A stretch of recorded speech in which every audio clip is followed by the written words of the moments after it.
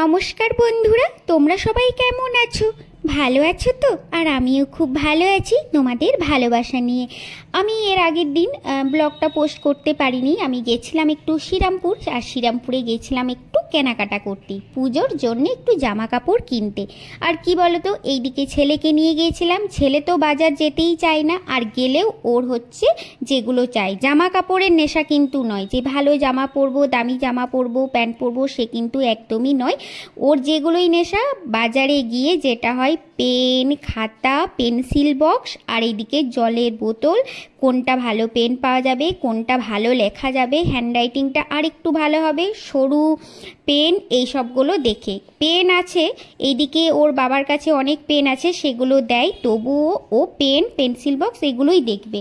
মানে কিনে না দিলেও ও আগে এগুলো দেখে ও মন ভরে নেবে।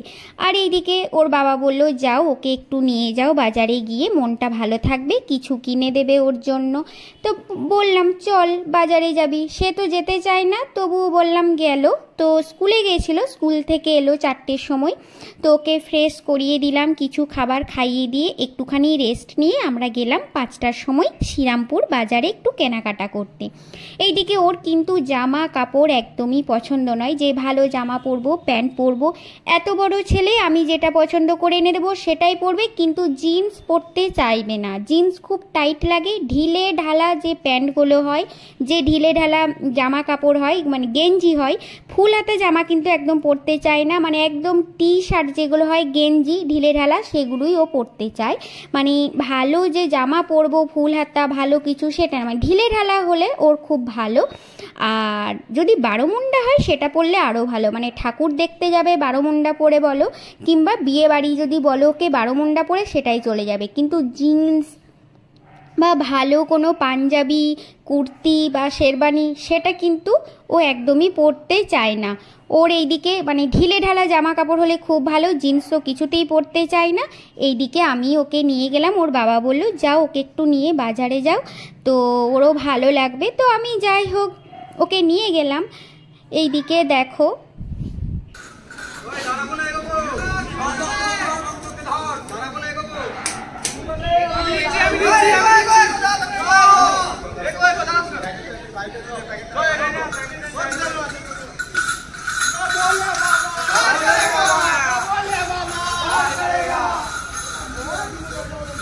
এইদিকে আমি বাজারে গেলে কি বলতো, একাই যাই যেহেতু, তো ওকে বললাম একটু প্যান্ট জামা কিনে দেব, তো চল তুই তোর পছন্দ মতো কিনবি, বড় হয়েছিস। ছোটবেলায় যাই এনে দিতাম কিনে, সেটাই পরতো, কিন্তু এখন তো বড় হয়েছে, নিজের পছন্দ করে পরবি।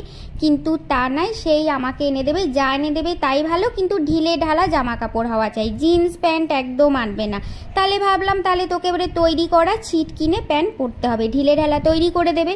এইদিকে দেখো শ্রীরামপুর চলে এলাম, আমি চা দোকানে একটু চা খাচ্ছি। এখানে কিন্তু চা খুব ভালো হয়, এলেই কিন্তু আমি আগে চা খাবো, তারপরে শপিং করব। তো যাই হোক এইদিকে চা খাওয়া হয়ে গেল, এরপরে আমি একটু বাজার করব।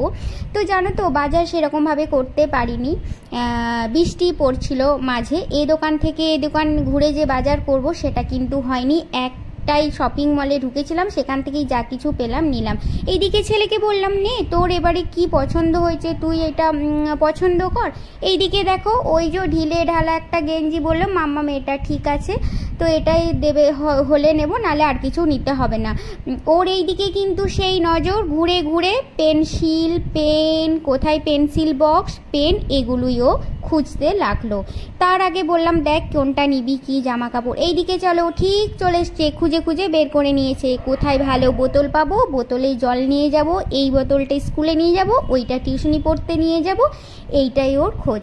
আর এইদিকে দেখো শেষমেশ ওর জন্য কি বলতো, জামা প্যান্ট ওর জন্য হলো না কেনা। ওর বললো আমি জামা প্যান্ট কিনবো না মাম্মা, আমাকে 2টো বোতল কিনে দাও, কিংবা একটা হলেও চলবে, আর আমাকে একটা ভালো পেন দেখেছি আর পেন্সিল বক্স। এইদিকে কি বলতো, পেন প্রচুর আছে বাড়িতে, যেহেতু ওর বাবা একটা একটা করে দেয়, তবুও বলবে ওর পেনের নেশা, পেন্সিল বক্স আর এইদিকে বোতল। মাম্মা আমাকে জামা কাপড় কিনতে হবে না, তুমি এই দুটো বোতল দাও, আমার এতেই খুব খুশি। আর এইদিকে দেখো আমি দুটো ডিব্বা কিনলাম, স্টিলের ডিব্বা, সেগুলোতে চিনি আর চা পাতা রাখবো। যদিও স্টিলের ডিব্বাতে আমি চা পাতা চিনি রাখি, তবুও এই ডিব্বাটা না একদম অন্যরকম, দেখতে কি কিউট, তাই ওই ডিব্বাটা আমি নিয়ে নিলাম। আর এইদিকে দেখো ছেলের জন্য কিনলাম দুটো বোতল আর পেন্সিল বক্স, পেন তো নিলাম। আর জামা কাপড় কি বলো তো, এইদিকে ওর বাবার জন্য দুটো টি শার্ট নিয়েছি আর আমার জন্য একটা শাড়ি। আর ছেলে বললো মাম্মাম নেবে না। এইদিকে দেখো মানে বাচ্চাদের দোকানে এসেছিলাম, বাচ্চাদের দোকানে কিন্তু সেরকমভাবে ঘুরতে পারিনি, বৃষ্টি যেহেতু। এইদিকে দেখো আমরা ট্রেন ধরবো বলে অপেক্ষা করছি ট্রেন আসার জন্য। আর কি বৃষ্টি পড়ছিল, আর আমরা কিন্তু ভিজেও গিয়েছি।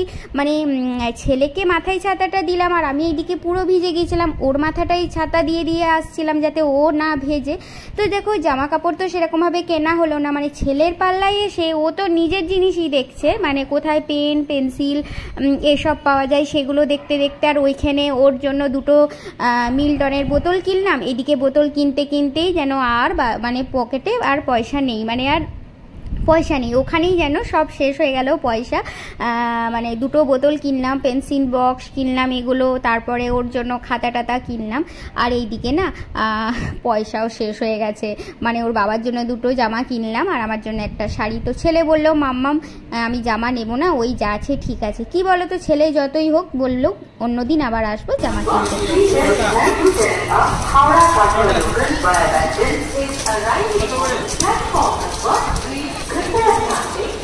তো এইদিকে দেখো আমরা শ্রীরামপুর থেকে চন্দননগর চলে এলাম, এরপরে আমরা টোটো ধরবো, টোটো করে বাড়ি যাব। কি বলো তো, বৃষ্টির জন্য না এই দোকান থেকে এই দোকান আর যাওয়া হলো না। ও যতই বলুক আমার জন্য জামা প্যান্ট কিনতে হয় না, তা বলে পুজোর সময় ছেলে একটা জামা প্যান্ট পরবে না, এর তো বললে হয়। ও যতই বলুক। এইদিকে দেখো টোটোতে চেপে পড়েছি, আমরা বাড়ি যাব।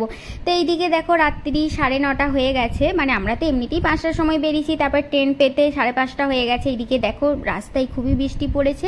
তো যাই হোক, আরও অন্য একদিন আমরা যাব ছেলের জন্য জামা কিনতেও। যতই বলুক যে জামা নেব না, ওর মানে বারোমুন্ডা, মানে কি বলতো, মানে ঢিলে ঢালা প্যান্ট জামা হলে কিংবা বারোমুন্ডা হলে এরকম খুব ভালো, মানে ও খুব টাইট ফিটিংস জিন্স বলো বা খুব স্টাইল করা জামা প্যান্ট বলো একদমই পরতে চায় না। তো ওইভাবেই ওকে খুঁজে খুঁজে জামা বার করতে হয়।